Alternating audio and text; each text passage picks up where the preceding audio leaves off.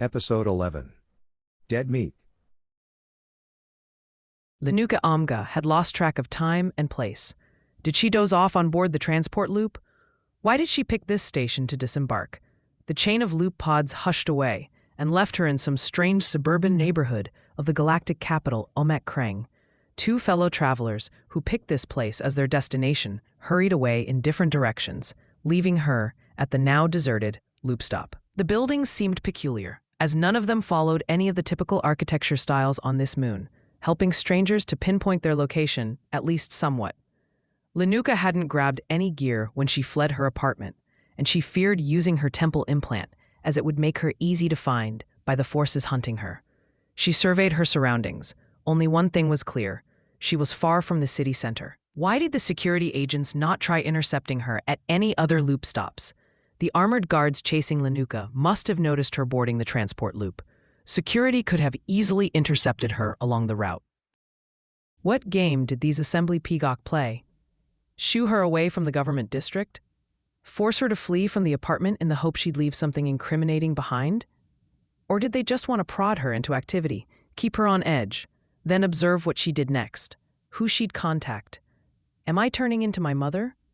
Many sources described Linuka Omga as mistrusting, and claimed her paranoia had been a key driver behind some of her more infamous decisions, including a plot to overthrow the old assembly. It had been frustrating how her father had dodged so many questions Linuka had about her mother. But whenever he told her anything, he was always using terms of endearment, not descriptions of a power-hungry maniac. The neighborhood got dimmer, increasing the sense of strangeness and tension.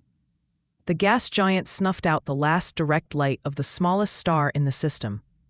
Cha Sok would rule the sky for half the rotation one could consider night.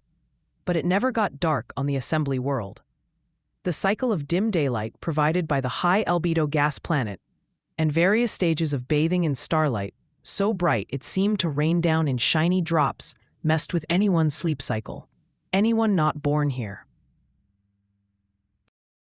A conversation. More tension. Linuka turned around. No one. She inhaled, held her breath, waited for the realities to split. Nothing. Her Urmi must have picked up the incomprehensible snippets of an argument, the sensation of rising dread. Sometimes, when the Urmi ventured deep into her unconsciousness, multi-awareness became more difficult to achieve. Even after she declined its request, did her Urmi keep trying to take over? When she felt safe on the transport loop, even if just for a few moments, letting her guard down, did it drill into her vulnerable mind, just like when she was little? It wasn't the architecture, or being lost, or the neighborhood that radiated tension.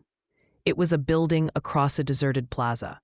A restaurant, according to the signage, specialized in exotic meats. She wasn't hungry, but maybe her Urmi was.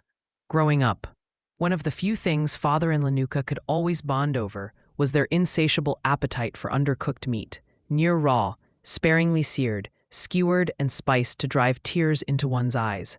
The traditional Alu Dashad diet supported this peculiar side effect of Urmi-infused immortality well. Linuka crossed the plaza, entered the restaurant, expecting at least some patrons, but finding the small establishment just as empty as the outside. Does anyone live in this part of town? A young man, maybe 1 or 2 orbits older than Linuka, stared at her with wide-open eyes. Muffled sounds of struggle came from the back rooms. The man's eyes shifted back and forth between a door, probably to the kitchen, and their lone customer. He didn't even attempt to get rid of her with an improvised "we're closed." "Wherever you go, trouble is not far," had Commander Kashif said. Clarity pierced through the veil of tension she had felt. The source of the commotion was a fellow Urmi carrier, a Traaz. Linuka ignored the young man and walked straight into the adjacent room. Did her Urmi intend to lead her here? A silicate, atypical in his light gray appearance, small for his heavy-set species, held a man in the powerful grip of an arm protrusion. The claw-like rock matrix formed a chokehold. This was not a friendly conversation. Annoyance radiated from the alien, directed at the unexpected visitor. What would her father, the mediator, the treaty broker, have done? "Maybe I can help," said Linuka. What a stupid thing to say.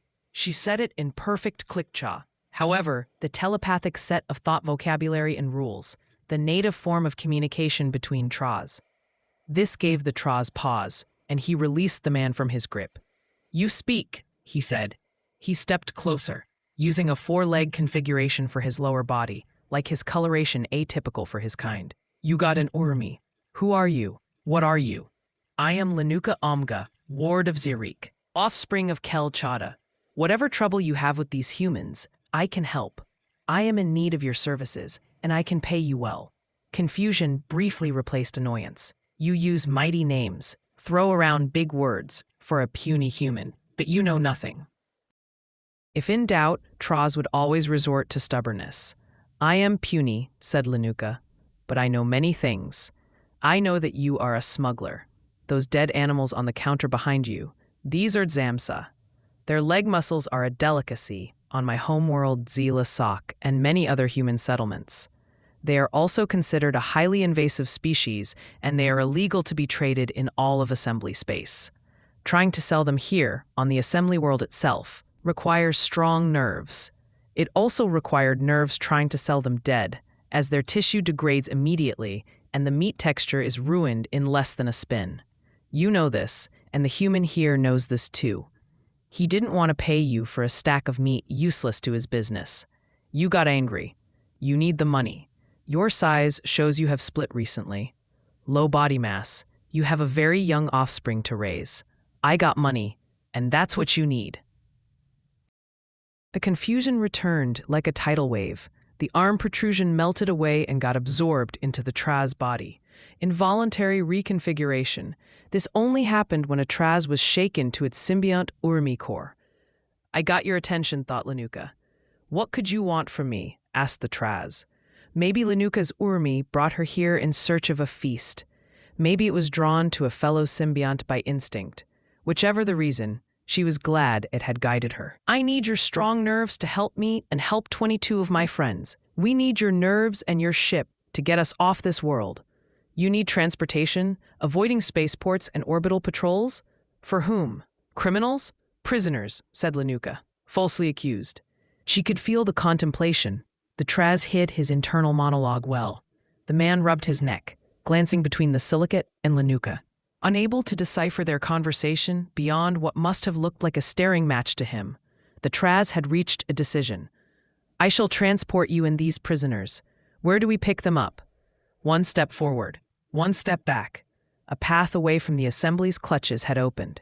The transit node she carried around her neck could cover whatever amount the Traaz would dream up as payment, but she had no idea where Cha Dazini and his team were being held.